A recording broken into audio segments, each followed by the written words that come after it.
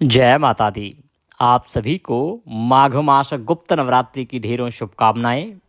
प्रिय दर्शकों, आज के इस वीडियो में हम बात करेंगे आने वाली गुप्त नवरात्रि के विषय में। क्या आप जानते हैं कि बहुत ही जल्द गुप्त नवरात्रि आरंभ होने वाली है? कब से आरंभ हो रही है गुप्त नवरात्रि, कब समाप्त होगी? माघ मास की ये गुप्त नवरात्रि क्यों महत्वपूर्ण है?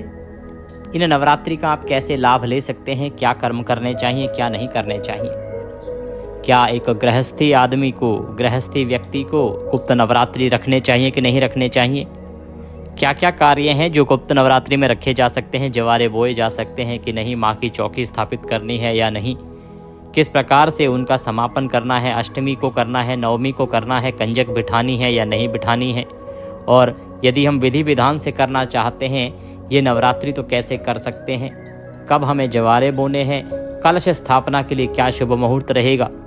इस प्रकार से संपूर्ण विधि विधान और जानकारी आने वाले गुप्त नवरात्रि के विषय में इस वीडियो के माध्यम से आपको प्रदान की जाएगी। आपसे निवेदन है कि वीडियो यदि थोड़ा सा भी उपयोगी लगे तो कृपया एक बार लाइक अवश्य कर दीजिएगा। परमेश्वरी भगवती का आशीर्वाद प्राप्त करने के लिए कमेंट बॉक्स में अवश्य लिखिएगा जय माँ आदिशक्ति। माता रानी के आशीर्वाद से आपकी सभी मनोकामनाएं पूर्ण होंगी। आप देख रहे हैं देवभूमि ज्योतिष संस्थान का प्रतिष्ठित यूट्यूब चैनल देवभूमि धार्मिक। हम यहाँ पर सभी व्रत और त्योहारों की सही शास्त्रीय जानकारी प्रदान करते हैं। ज्योतिष शास्त्र और पंचांग के आधार पर आपको बताते हैं कौन सी तिथि कब है, व्रत आदि कब करना है, क्या विधि है, क्या नियम है और क्या गलती नहीं करनी है। यदि आप सभी व्रत और त्योहारों की सही शास्त्रीय जानकारी पाते रहना चाहते हैं तो कृपया चैनल को सब्सक्राइब कीजिए और बेल आइकन को प्रेस कीजिए। जब आप सब्सक्राइब का बटन दबाएंगे तो वहाँ एक घंटी का निशान बना हुआ आएगा, उसको अवश्य दबाइएगा, तभी आपको हमारे सारे वीडियो प्राप्त होंगे, अन्यथा आपसे जानकारी छूट जाएगी। आइए प्रिय दर्शकों, जानकारी आरंभ करते हैं। बात करते हैं आने वाली नवरात्रि की, गुप्त नवरात्रि की। प्रिय भक्तों, यूँ तो नवरात्रि वर्ष में 4 बार आती हैं। 2 जिनको आप जानते ही हैं, एक जिससे नवे संवत की शुरुआत होती है जो चैत्र मास में आती है तो चैत्र नवरात्रि कहलाती है। दूसरी अश्विन मास में आती है, अश्विन नवरात्रि कहलाती है। दिवाली से पहले जो आती है, दशहरे से पहले, तो उसे हम अश्विन नवरात्रि कहते हैं। इसके अलावा 2 गुप्त नवरात्रि भी आती हैं। उन्हीं में से एक महत्वपूर्ण नवरात्रि है जो माघ मास में आती है, इसे माघ गुप्त नवरात्रि कहते हैं। जिस प्रकार से ज्ञात नवरात्रि हैं चैत्र और अश्विन की, उसमें माता के 9 स्वरूपों का पूजन किया जाता है। 9 दिनों में माँ के जो 9 अलग अलग स्वरूप हैं ना, उनका पूजन किया जाता है। उसी प्रकार से गुप्त नवरात्रि में माता की 10 महाविद्याओं का पूजन किया जाता है। माता की ये 10 महाविद्याएं अत्यंत कल्याणकारी और आपके जीवन के लिए अत्यंत सहायक होती हैं। आपके जीवन में दुखों की रक्षा ये करती हैं, आपको धन ये देती हैं, संतान ये देती हैं। ये वो महाविद्याएं हैं जिनके आशीर्वाद से आपका जीवन चलता है। तो इन महाविद्याओं की पूजा कैसे करनी चाहिए, आपको किस दिन कौन सी महाविद्या की पूजा की जाएगी, यह अभी आपको बताएंगे। इसके अतिरिक्त प्रतिदिन की जो पूजा विधि आएगी ना, जब नवरात्रि शुरू होगी तो हम प्रतिदिन की पूजा विधि भी बताते हैं आपको कि कल माता के इस महाविद्या का पूजन होगा, ये इनका स्वरूप है और इस विधि से आपको पूजन करना है। इस प्रकार का मंत्र है, क्या भोग है, क्या पुष्प है, क्या रंग है, वो सब हम आपको प्रतिदिन बताते रहेंगे। यहाँ आप बताते हैं आपको कि कौन सी वो महाविद्याएं हैं जिनका आपको पूजन करना है और कौन कौन से वो कर्म हैं जो आपको प्रथम दिन से शुरू करने हैं। प्रिय दर्शकों, पहले के समय में जब जानकारी नहीं थी तो ये जो गुप्त नवरात्रि हैं इनका भरपूर लाभ केवल वही लोग लेते थे जिन्हें हम तांत्रिक कहते हैं, क्योंकि वो तांत्रिक क्रियाएं करते थे और महाविद्याओं को प्रसन्न करके अपने तंत्रों को, मंत्रों को सिद्ध करते थे। लेकिन जैसे जैसे शास्त्रों की जानकारी होने लगी तो अभी आम आदमी को भी इसकी जानकारी होने लगी है। और ये जो दिन होते हैं माता के, ये नवरात्रि जो होते हैं 9 दिन, ये केवल तांत्रिकों के लिए नहीं है। शास्त्र कहते हैं कि ये हम सभी साधारण जो मनुष्य हैं, जो आम जीवन जीने वाले हैं, उनके लिए भी अत्यंत शुभ फलदायी होते हैं। यदि हम विधि विधान से माता के पूजा पाठ करते हैं, जिस प्रकार से हम अन्य नवरात्रि में पूजा पाठ करते हैं, उसी प्रकार से इन 9 दिनों में भी विधि विधान से पूजा पाठ करते हैं, नियमों का पालन करते हैं, तो आपको अवश्य ही इसके शुभ परिणाम प्राप्त होते हैं। माता रानी प्रसन्न होती हैं।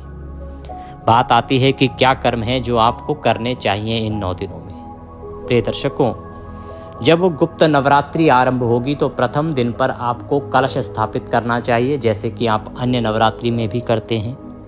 माता की चौकी लगानी चाहिए, विधि विधान से चौकी स्थापित करनी चाहिए। आप अखंड ज्योत जला सकते हैं, 9 दिन के लिए ज्योत जला सकते हैं। आप जवारे बो सकते हैं, खेतड़ी जो बोई जाती है, जवारे बोए जाते हैं, वो बो सकते हैं। फिर आपने 9 दिन का नियम धारण करना होता है। चाहे आप माता का कवच प्रतिदिन सुनने का नियम लीजिए, दुर्गा सप्तशती पढ़ने का या सुनने का नियम लीजिए, या माता की चालीसा पढ़ने का नियम लीजिए। जो भी आप करना चाहते हैं वह नियम धारण कर सकते हैं। हम आपको अपने चैनल पर संपूर्ण दुर्गा सप्तशती श्रवण कराएंगे, जो विधि विधान से आरंभ होगी। प्रथम नवरात्रि पर आप आरंभ करेंगे और अंतिम दिन पर हवन सहित हम इसको पूर्ण करते हैं। सभी अध्याय जो हैं दुर्गा सप्तशती के, वो आपको सुनाए जाते हैं। संपूर्ण दुर्गा सप्तशती विधान से यहाँ पर पूर्ण होती है, तो आप उसे प्रतिदिन सुनने का नियम ले सकते हैं। प्रतिदिन का अध्याय सुने और अपने नियम को पूर्ण करें। दुर्गा रक्षा कवच बड़ा ही कल्याणकारी होता है। एक प्रकार से ये जागृत कवच है। अगर आप इसे प्रतिदिन पढ़ते हैं या सुनते हैं तो इसका प्रभाव आपको स्वयं ही देखने को मिल जाएगा। आप इसे नवरात्रि में 9 दिन अवश्य सुनिए। दुर्गा रक्षा कवच हमने पहले भी अपलोड किया हुआ है चैनल पर। नवरात्रि में प्रथम नवरात्रि पर हम फिर से अपलोड करेंगे। संस्कृत में भी और हिंदी में भी, दोनों ही भाषाओं में आपको सुनने को मिलेगा। तो आप दुर्गा रक्षा कवच प्रतिदिन सुनने का नियम ले सकते हैं। बहुत कल्याणकारी और बहुत ही प्रभावी है।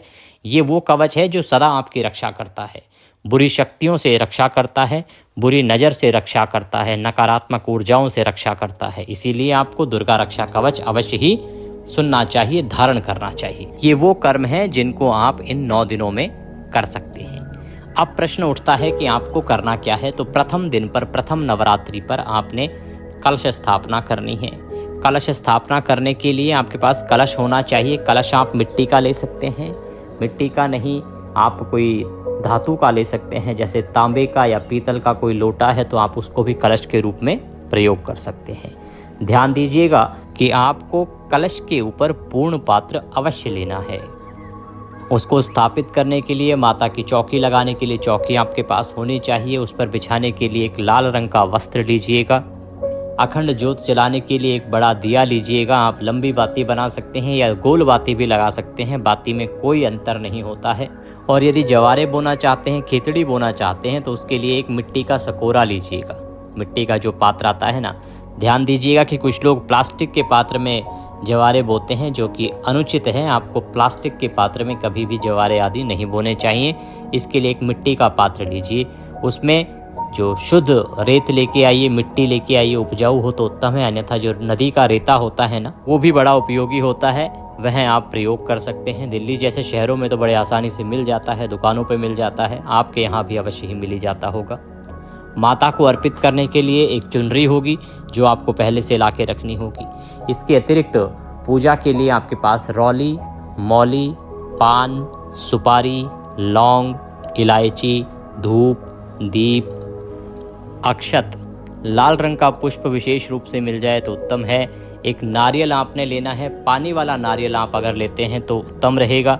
जिन प्रदेशों में पानी वाले नारियल नहीं मिलते हों वो सूखा नारियल भी ले सकते हैं। पानी वाला जटा वाला नारियल लेना है, ऐसा नहीं कि खाली बिना जटा का ले लें। तो जटा वाला आपने नारियल लेना है। पान के पत्तों की अगर हम बात करें तो प्रतिदिन की पूजा में एक एक पान का पत्ता प्रयोग होगा, उसके अनुसार आपने पान के पत्ते रखने हैं। और प्रतिदिन की पूजा में 2-2 लौंग, 2-2 इलायची और एक एक सुपारी का प्रयोग होना है। अब बात आती है कि जो कलश होगा, कलश में हमें क्या क्या वस्तुएं डालनी है, उसके लिए क्या लेना है। कलश में डालने के लिए एक चांदी का सिक्का आपके पास हो तो बहुत उत्तम है। चांदी के सिक्के के अतिरिक्त थोड़ी सी दूर्वा लीजिएगा, एक हल्दी की गांठ ले लीजिएगा और सुपारी ले लीजिएगा।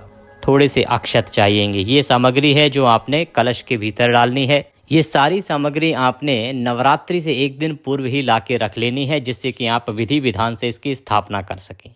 नवरात्रि के प्रथम दिन पर आप शुभ मुहूर्त में इसकी स्थापना करेंगे। जो भी उत्तम स्थान है आपके घर में जहां आप नवरात्रि की पूजा कर सकते हैं या करते हैं, जो उत्तम स्थान पूजा के लिए हो, वहां पे पहले गंगाजल युक्त जल का छिड़काव कीजिएगा। अर्थात एक लोटा लीजिएगा तांबे का, उसमें पहले थोड़ा गंगाजल भरिएगा, फिर शुद्ध जल भरिएगा। फिर जहाँ भी बैठ के आपने पूजन करना है, चौकी आदि लगानी है, उस स्थान पर पुष्प के माध्यम से उस लोटे में से जल के छींटे दीजिएगा उस स्थान को पवित्र करने के लिए। वो जो सामग्री आप लाए हैं पूजा के लिए, उस सारी सामग्री को भी वहीं रखिए और उस पर भी जल के छींटे दीजिएगा। हम मंत्र पढ़ते हैं, इससे वह सामग्री और वह स्थान शुद्ध हो जाएगा, पवित्र हो जाएगा। ओम पवित्र हो पवित्रवांग सर्वांग वस्तांगतोपि वाम यह स्मरेत पुंडरीकाक्षं सभायंतरः शुचिः। ओम पवित्र ओम पुनातुम पवित्रम पुनातुम पवित्रम पुनातु ओम। इस प्रकार से जल के छींटे देके आपने उस स्थान को शुद्ध किया है, पवित्र किया है, सामग्री को शुद्ध किया है, पवित्र किया है। अब आप उस स्थान पर चौकी को बिछाइए। चौकी पर लाल रंग का वस्त्र बिछाइए। माँ आदिशक्ति की तस्वीर आपके पास है या प्रतिमा है तो उसको स्थापित कीजिए। उनके सामने कलश को रखेंगे। कलश को रखने से पहले ध्यान दीजिएगा कि कलश के नीचे आपने थोड़ी सी या तो चावल रखने हैं या तो गेहूं रखने हैं, उसके ऊपर कलश स्थापित करना है। कलश के भीतर पहले थोड़ा गंगाजल भरिएगा, फिर शुद्ध जल भरिएगा, फिर जो मैंने वस्तुएं आपको बताई हैं ना कलश में डालने के लिए, वो सब वस्तुएं डालिएगा। पूर्ण पात्र उसके ऊपर रखिएगा। पूर्ण पात्र में थोड़े से गेहूं या चावल रखने हैं, खाली नहीं छोड़ना है पूर्ण पात्र को। और उसके ऊपर हमने रख देना है नारियल। नारियल जटा वाला नारियल होगा, उस पर या तो चुन्नी लपेट लीजिएगा या फिर आप मौली होगी आपके पास, मौली लपेट दीजिएगा और उसके बाद उस नारियल को वहाँ पे रखेंगे। नारियल को जब आप रखेंगे ना कलश के ऊपर, तो उसको इस प्रकार से रखना है कि उसका जो मुख है वो आपकी तरफ होना चाहिए। नारियल का मुख आपकी तरफ होना चाहिए। इस प्रकार से उसकी स्थापना करनी है। इस प्रकार से कलश आपने रख दिया, सामग्री उसमें डाल दी, नारियल को उसके ऊपर रख दिया।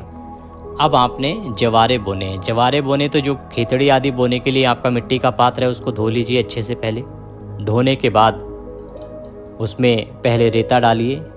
रेता डाल के, मिट्टी डाल के फिर उसमें जौ डालिए, थोड़े थोड़े जौ ऊपर से डाल दीजिए। फिर एक पतली सी बारीक लेयर जो है ना ऊपर से फिर मिट्टी की डालिए।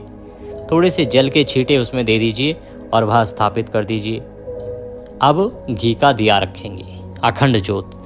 जोत को रखने से पहले स्थान बनाइए। जोत के नीचे या तो थोड़े से चावल रखिए या तो थोड़े से गेहूं रखिए, उसके ऊपर ही आपने ये जोत रखनी है। कभी भी दीपक जो है ना वो सीधा नहीं रखा जाता, डायरेक्ट नहीं रखा जाता, नीचे आसन दिया जाता है, तो आसन के रूप में वो रखिए।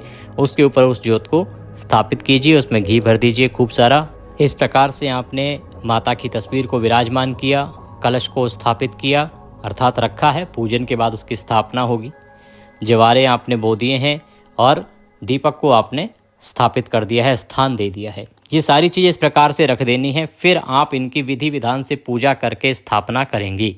तो पूजा करके स्थापना कैसे करनी है इसकी जानकारी मैं पूजा विधि वाला मेरा अगला वीडियो आएगा उसमें अवश्य ही प्रदान करूंगा, क्योंकि अभी मैं सब बताने लगूंगा तो ये वीडियो फिर आधा घंटे का हो जाएगा। अभी हमारा मूल विषय है कि ये नवरात्रि पर आपको क्या करना है, क्या नहीं करना है, कैसे करना है और कब से नवरात्रि है। तो इस प्रकार से आपने स्थापना कर लेनी है। क्या नियम लेने हैं मैंने आपको बता दिया है। फिर संकल्प करते हुए हम पूजन करेंगे, वो अगली वीडियो में। अब बात आती है कि ये नवरात्रि शुरू कब से हो रही है और शुभ मुहूर्त क्या रहेगा कलश आदि स्थापना करने के लिए। तो प्रिय दर्शकों, माघ मास की जो गुप्त नवरात्रि है ना, ये शुरू होती है माघ मास के शुक्ल पक्ष की प्रतिपदा तिथि से। माघ मास के शुक्ल पक्ष की जो प्रतिपदा तिथि है उसकी शुरुआत हो रही है 19 जनवरी को रात्रि को 1:21 पर, अर्थात 18 जनवरी जिस दिन आप अमावस्या करेंगे उस दिन जब रात्रि हो जाएगी तो 12 बजे के बाद 19 तारीख लग जाएगी। तो 1:21 पर प्रतिपदा लग जाएगी। तो 19 तारीख को सुबह से सूर्य के मुख से प्रतिपदा होगी, इसीलिए 19 तारीख को प्रतिपदा है और 19 तारीख को ही पहला नवरात्रि होगा, पहला माघ गुप्त नवरात्रि होगा। तो 19 जनवरी को आपने ये स्थापित करना है। 19 जनवरी से आप शुरू करेंगे। मुहूर्त बताएं उससे पहले बताएं कि इसकी अष्टमी कब करनी है आपने और कब पूर्ण होगा। तो अष्टमी रहेगी प्रिय दर्शकों 26 तारीख को। 26 को अष्टमी है और 27 तारीख को रहेगी नवमी। 26 जनवरी गणतंत्र दिवस पर अष्टमी होगी और 27 तारीख को नवमी रहेगी। जिनके यहाँ अष्टमी होती है वो अष्टमी करें, जिनके यहाँ नवमी होती है वो नवमी करें। वैसे तो नवरात्रि का जो समापन है वो दशमी को होता है, 9 दिन की पूजा और 10वें दिन विसर्जन होता है। विसर्जन कैसे करना है उसकी विधि आदि मैं आपको बता ही दूंगा समय आने पर, क्योंकि विसर्जन जो है ना इसका बड़ा महत्वपूर्ण होता है। प्रतिदिन की पूजा भी बड़ी महत्वपूर्ण होती है, इसीलिए हमारे साथ जुड़े रहिएगा जिससे कि आप प्रतिदिन की पूजा देख सकें और उसका लाभ ले सकें। तो इस प्रकार से ये 9 दिन के नवरात्रि होंगे, पूरे 9 नवरात्रि हैं इस वर्ष। अब बात आती है कि कलश स्थापना आपने किस समय करनी है, क्या शुभ मुहूर्त रहेगा। कलश स्थापना के लिए शुभ मुहूर्त जो है वो रहेगा 8:34 से और 9:59 तक। ये शुभ मुहूर्त है कलश स्थापना के लिए। इसमें यदि आप नहीं कर पाते हैं तो फिर अभिजीत मुहूर्त आएगा दोपहर को, वो आएगा 12:13 से और 12:58 के बीच में। इसमें आप कलश स्थापना कर सकते हैं। तो इस प्रकार से विधि विधान से आप कलश स्थापना कीजिएगा। पूजा विधि का वीडियो मैं आपको अपलोड करूंगा अलग से, पूरी विधि जिसमें स्थापना बताऊंगा कैसे करनी है, उस पर ध्यान दीजिएगा। आप एक और जो कार्य कर सकते हैं, ये जो नवरात्रि होती है ना, गुप्त नवरात्रि, इसमें माता की 9 महाविद्याओं की पूजा की जाती है। प्रतिदिन एक महाविद्या की पूजा होगी और मैं आपको प्रत्येक दिन की महाविद्या के बारे में आपको बताऊंगा और साथ ही बताऊंगा कैसे उनको प्रसन्न करना है, कैसे उनका आशीर्वाद लेना है और कैसे उनकी पूजा करनी है।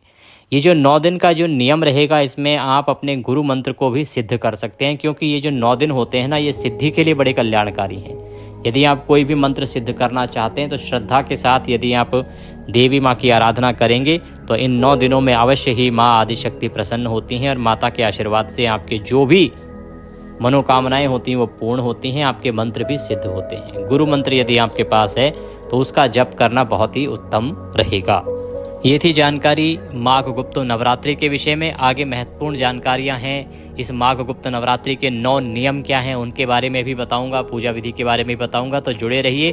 और यदि आप व्हाट्सएप ग्रुप पर नहीं जुड़े हैं तो आज ही जुड़ जाइए। स्क्रीन पर एक नंबर आ रहा होगा 900 से, उस पर आप व्हाट्सएप मैसेज लिखिए अभी कि आपके नंबर को व्हाट्सएप ग्रुप पर जोड़ दिया जाए, तो हम आपको अपने ग्रुप में ऐड कर देंगे। फिर आपको सभी सही जानकारियां सीधे मोबाइल पर आती रहेंगी। आपको जो भी हमारे वीडियो होंगे वो मिलते रहेंगे प्रतिदिन के, और बहुत सी ऐसी जानकारियां हैं जिनके वीडियो नहीं बन पाते तो वो हम सीधे व्हाट्सएप पर आपको प्रदान करते रहेंगे। यदि दक्षिणा स्वरूप कुछ भी अर्पित करना चाहते हैं तो आपके स्क्रीन पर नंबर आ रहा है 900 से, उस पर भेज सकते हैं। साथ में QR कोड दिया है, उसको स्कैन करके भी भेज सकते हैं। माता रानी आप सबका कल्याण करें। जय माता दी।